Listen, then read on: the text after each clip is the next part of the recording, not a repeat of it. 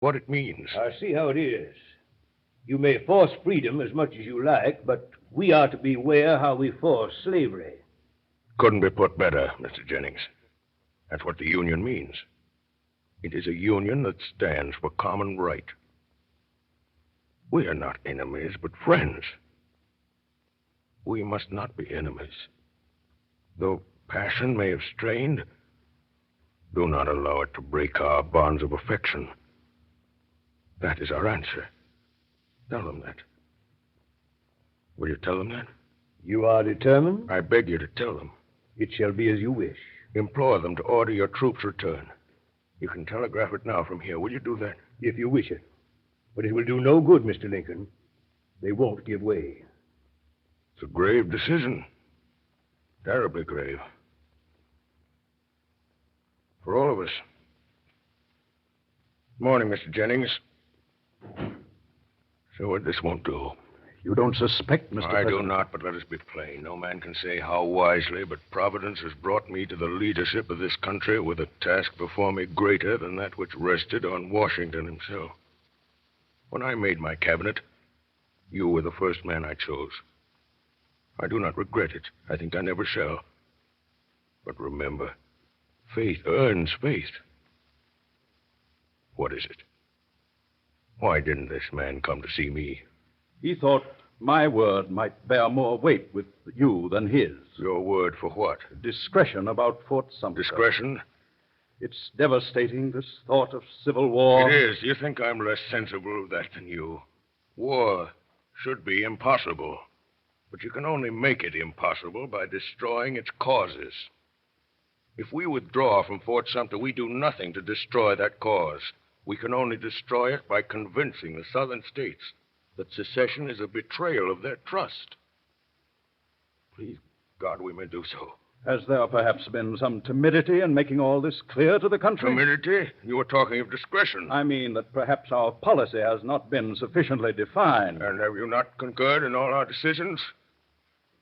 Seward, you may think I'm simple, but I can see your mind working as plainly as you might see the innards of a clock. You can bring great gifts to this government with your zeal and your administrative experience and your love of men. Don't spoil it by thinking I've got a dull brain. Yes, I see. I've not been thinking quite clearly about it all. Mr. President, I beg your pardon. That's brave of you. Give me your hand. Come in. There's a messenger from Major Anderson, sir. He's ridden straight from Fort Sumter. All right, Hay. Bring him in. Yes, sir. Don't like the sound of it. One moment, Hay. Sir? Are there any gentlemen of the cabinet in the house? Mr. Chase and Mr. Blair, I believe, sir. My compliments to them, and will they be prepared to see me here at once if necessary? Send the same message to any other cabinet members you can find. Yes. Seward, we may have to decide now. Now, come in. Are you the messenger from Fort Sumter? Yes, sir. Word of mouth, sir. Well? Major Anderson presents his duty to the government. He can hold the fort 3 days more without provisions and reinforcements. Are things very bad at the fort? The major says 3 days, sir. Most of us would have said 24 hours. I see. Thank you. Wait outside, please. Yes, sir. 3 days, Seward, 3 days. My God.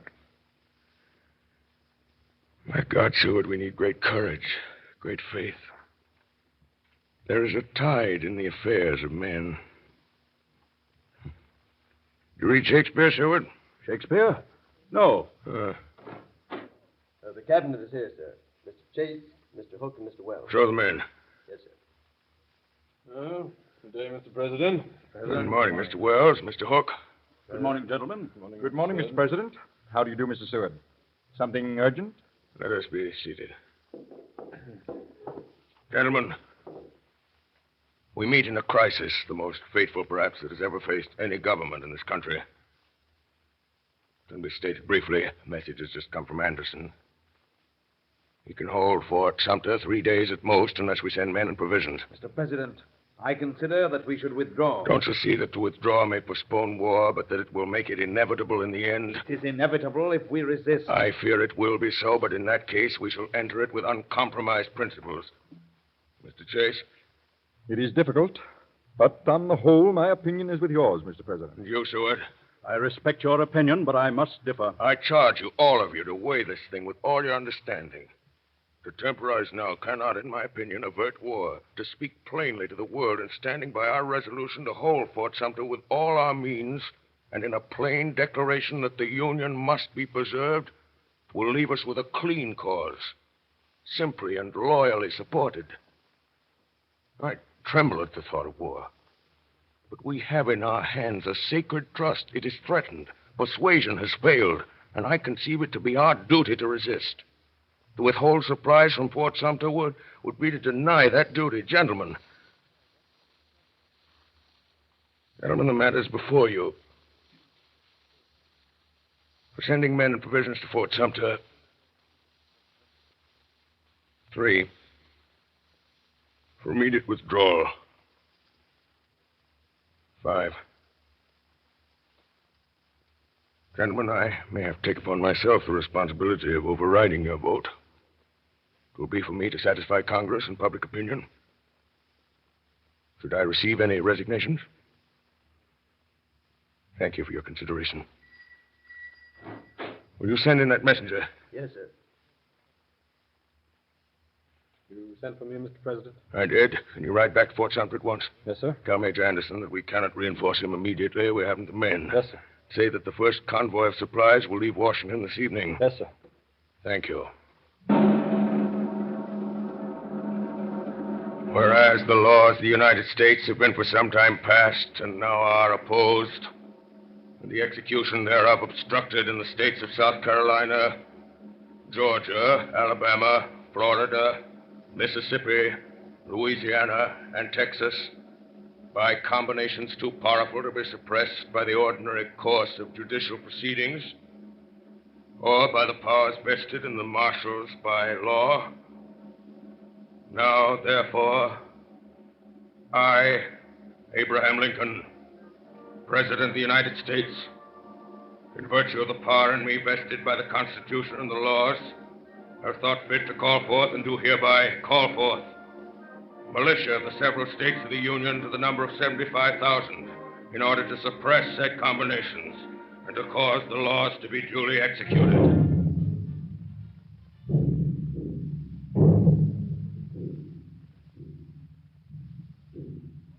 You are listening to Orson Wells as Abraham Lincoln in Columbia's presentation of the Mercury Theater on the Air.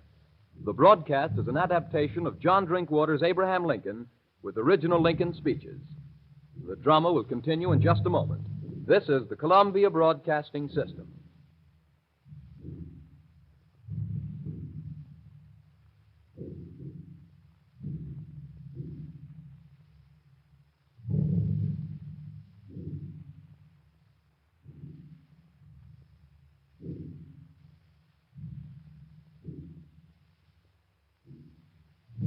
We continue now with the performance of John Drinkwater's Abraham Lincoln by Orson Wells and the Mercury Theater on the Air.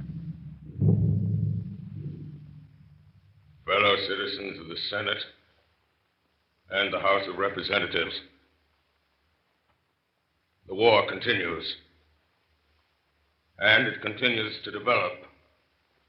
That the insurrection is largely, if not exclusively, a war upon the first principle of popular government, the rights of the people. It is not needed nor fitting here that a general argument should be made in favor of popular institutions. But there is one point to which I ask a brief attention. It is assumed that labor is available only in connection with capital. That nobody labors unless somebody else owning capital somehow by the use of it induces him to labor. This assumed, it is next considered whether it is best that capital shall hire laborers and thus induce them to work by their own consent, or buy them and drive them to it without their consent. Having proceeded that far, it is naturally concluded that all laborers are either hired laborers or what we call slaves. And further, it is assumed that whoever is once a hired laborer is fixed in that condition for life. Now, there is no such relation between capital and labor as assumed. Nor is there any such thing as a free man being fixed for life in the condition of a hired laborer. Both these assumptions are false, and all inferences from them are groundless. Labor is prior to and independent of capital. Capital is only the fruit of labor and could never have existed if labor had not first existed. No men living are more worthy to be trusted than these who toil up from poverty. Let them beware of surrendering a political power which they already possess, and which, if surrendered, will surely be used to close the door of advancement against such as they, and to fix new disabilities and burdens upon them, till all of liberty shall be lost. Good morning, gentlemen. I've just had my summons. Is there some special news? Yes, McClellan has defeated Lee at Antietam. It's our greatest success. They ought not to recover from it. The tide is turning. Have you seen the president, Mrs. Stanton? I've just been with him. What does he say? He only said at last. He's coming directly. He'll bring up his proclamation again. In my opinion, it's inopportune. I thought we had learned by now that the president is the best man among us. There's a good deal of feeling against him everywhere, I find. He is the one man with character enough for this business. There are other opinions. Yes, but not here, surely, Mr. Hook. It's not for me to say. But there are some who would have acted differently. And you may depend upon it that they would not have acted so wisely, Mr. Hook. I don't altogether agree with the president, but he's the only man I should agree with at all. No. Is Lee's army broken? Not yet, but it is in grave danger. Why doesn't the president come when we think this news was nothing? I must say I'm anxious to know what he has to say about it all. I shall oppose it if it comes up. He may say nothing about it. I think he will. Gentlemen, the president. Good morning, gentlemen. Good morning, Mr. President. Good morning. Great news we hear. If we leave things with the army now to take their course, why, we ought to see through our difficulties. It's an exciting morning, gentlemen. I feel rather excited myself. I find my mind not at its best in excitement. Would you allow me to read you something? It's not long, and it may compose us all. It's Artemus Ward's latest. High-handed outrage at Utica. In the fall of 1856, I showed my show in Utica, a truly great city in the state of New York. People gave me a cordial reception. The press was loud in her praises. One day I was given a description of my beasts and snakes in my usual flowery style, when what was my consternation, and showing my cage containing my wax figures of the Lord's Last Supper, I says, but up comes a fella and seized Judas Iscariot by the feet and dragged him out on the ground. He then commenced for to pound him as hard as he could. What under the sun are you about? Cried I. Says he, what did you bring this pusillanimous cuss here for? And he hit the wax figure another tremendous blow on the head. Says I, you egregious ass, that is a wax figure. Representation of the false apostle. Says he, that's all very well for you to say, but I tell you, old man, that Judas Iscariot can't show himself in Utica with importunity by a downside, with which observation he caved in Judas's head. Young man belonged to one of the first families in Utica. I sued him, and the jury brought in a verdict of arson in the third degree. Gentlemen, I'd give up office if I could write like that. May we now consider affairs of state? Yes, we may. Mr. Hook says, yes, we may. Thank you. Oh, no, thank Mr. Hook. McClellan is in pursuit of Lee, I suppose. You suppose a good deal, but for the first time, McClellan has the chance of being in pursuit of Lee, and that's the first sign of their end. If McClellan doesn't take his chance, we'll move Grant down to the job. Grant drinks. Well, then tell me the name of his brand. I'll send him some barrels. He wins victories. Is there any other business? There is. Some weeks ago, I showed you a draft I made, proclaiming freedom for all slaves. You thought then it was not the time to issue it. I agreed. I think now the moment has come. I will read it. Here it is again. 'Tis proclaimed that on the first day of January, in the year of our Lord 1863, all persons held as slaves within any state, the people whereof shall then be in rebellion against the